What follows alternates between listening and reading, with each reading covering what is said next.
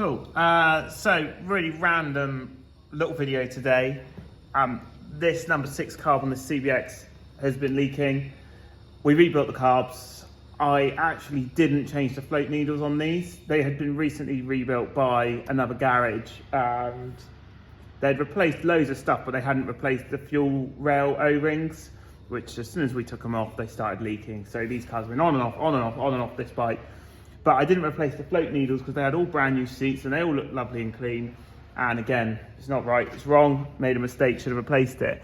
So I've actually replaced the float needle in here. But while I've got it off, I actually showed James this because it's not something that a lot of people see.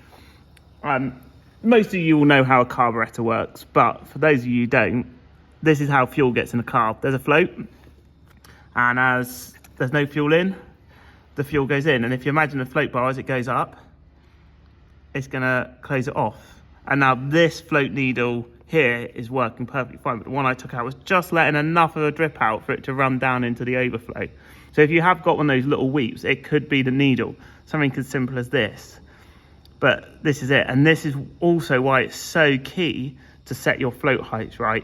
If it's too low, then you don't have enough fuel to get to the needles, the jets. But again, if it's too high, it will go above the overflow tube, which is in the carb bowl here, and it will just constantly leak. But yeah, nice little fun video of a bike having a little wee.